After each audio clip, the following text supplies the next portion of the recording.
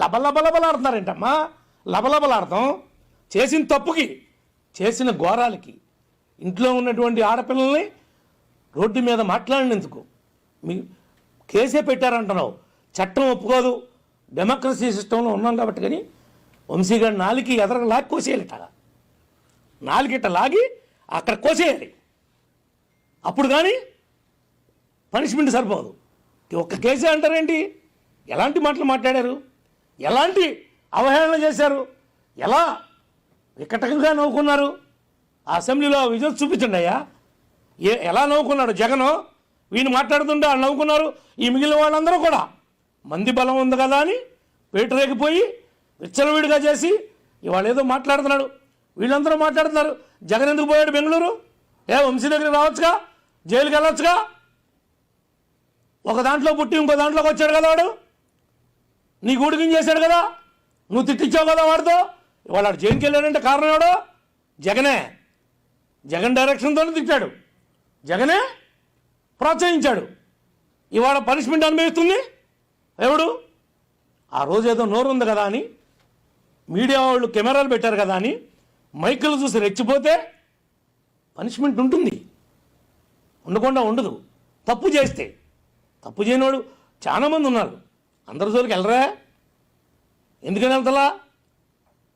నేను కూడా గతంలో జగన్ గురించి మాట్లాడాను కాబట్టి ఫస్ట్ నన్ను తీసుకుని 67 లోనికి వేసాడు. నన్ను ఎందుకు వేశాడు? కేవలం నువ్వు, నీ బాబు, నీ తాత, నీ చరిత్ర, ఇది రక్త చరిత్ర అన్నా. ఇప్పటికే అంటున్నా, వాస్తవమే అన్నా. నేను సొంత బాబాయినే చంపాడు. సొంత బాబాయే ఎలా చనిపోయాడో తెలియలేదని విజయసాయిరెడ్డి ఆశ్చర్యపోయాడని ఇప్పుడు చెప్తున్నాడు కదా బయటకు వచ్చాక. మళ్ళీ ఏం చెప్తారా? కొడతాడారా? ఏం చేసినావురా? మీ గవర్నమెంట్ ఏం చేసిందిరా? వంశీగాడు నా ఫ్లాట్లోనే ఉండేది. కొడాలి నానిగాడు నాకు తెలుసు, వెనకాల కూర్చుంటాంటివి. ఈరోజు మీకు వచ్చిందరా? కవర్ పూసుకొని ఉండండి. గవర్నర్ చెప్తాడు, గవర్నర్కి నిన్ను వచ్చి కొట్టి ఇవ్వడం దిక్కు. అలాంటివి ఏమిలే.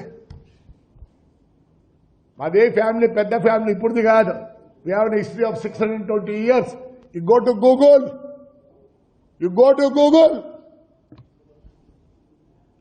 పేరు నా కొడక, మీ నాయన ఎంత మంచోడరా, తూని బతికేసరా. లేదు నీకన్నా ఎక్కువ తిడతా. సమాజంలో అట్లా తిట్టకూడదు sir. All officers within 10 days, please let me know. If I have a thief, I'll agree. Otherwise, all the people has been suspended. High Court order ఏముంది? You have to pay individual this thing. అందరూ వచ్చి బళ్ళు ready చేసుకొని పోండి. మన ఈ డీసీసీకి చెప్పిన బాధ. ఈ గడ్డ ఏందనుకుంటారో, ఏదో నా కొడుకు ఎమ్మెల్యే కావాలనో, మా చంద్రబాబు నాయుడు గారు సీఎం కావాలని ముక్కోలే. ఒక్కొక్క ఇంటికి ఒక కథ ఉంది, ఒక్కొక్క ఇంటికి ఒక కథ ఉంది. దీన్ని భూతద్దంలో చూడవలసిన అవసరం లేదు. మేము నిన్నే అధికారంలో లేవు, వచ్చి 8 మాసాలు కంప్లీట్ అయింది. మా కోపము, కక్ష, వెంటనే మేము దాడికి ప్రతిదాడి చెయ్యాలంటే 8 మాసాల సమయం మాకు అవసరం లేదు. మేము ఒక డెసిషన్ తీసుకున్నాం. చంద్రబాబు నాయుడు గారి ఆధ్వర్యంలో ఎన్డీఏ ప్రభుత్వం దాడికి ప్రతి దాడి అనేది రాజకీయాల్లో మంచిది కాదు. లాస్ట్ 5 years ఇలాగే చేసి రాష్ట్రం తీవ్రమైనటువంటి నష్టాల్లోకి వెళ్ళిపోయింది. ఈ 8 మాసాల్లో మేము ఈ చెవులు ఆ చెవుల్లో దూది పెట్టుకున్నాం. మా కార్యకర్తలు తిట్టినటువంటి తిట్లకి మనం అధికారంలోకి వచ్చాం.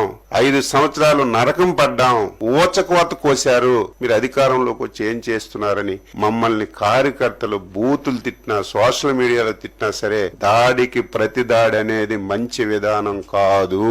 అలాగని చెప్పి చేతకాని ప్రభుత్వం కూడా కాదు, చేతులు కట్టుకొని ఉండం.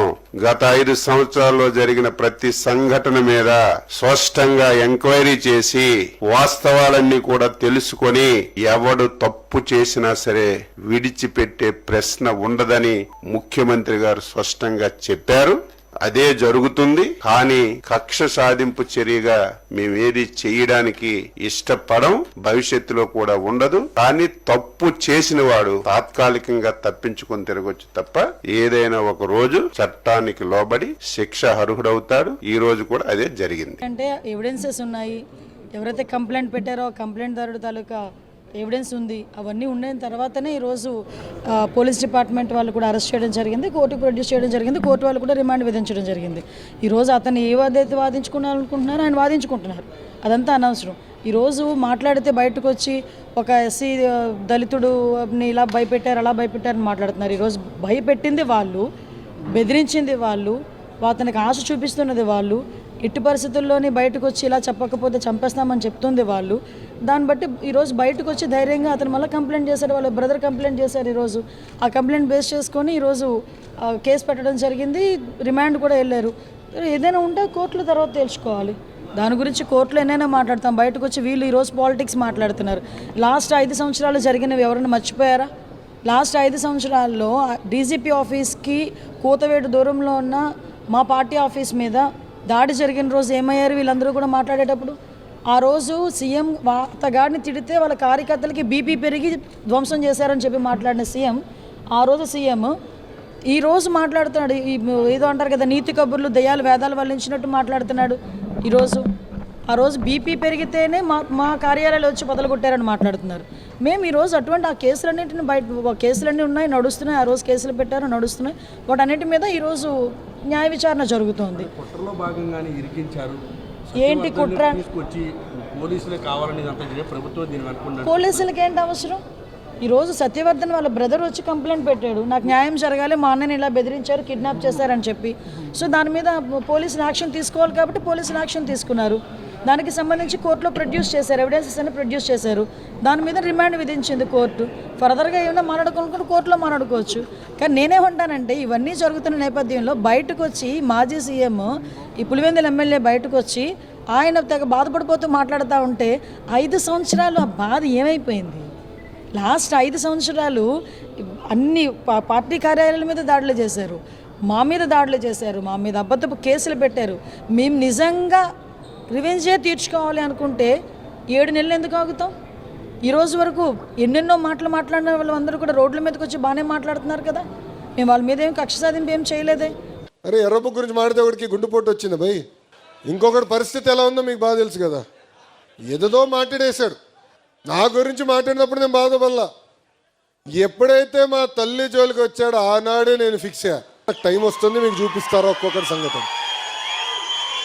చూశారు కదా పరిస్థితి. ఏనా తల్లి జోలికి వస్తే వదిలిపెడతాం మనం?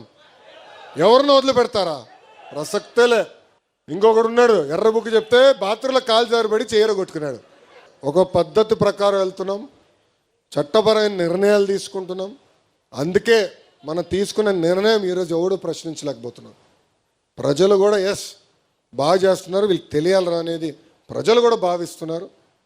అట్లా అని కాలు రెగరేసుకుని మనం తిరగకూడదు, అహంకారంతో మనం వివరించకూడదు.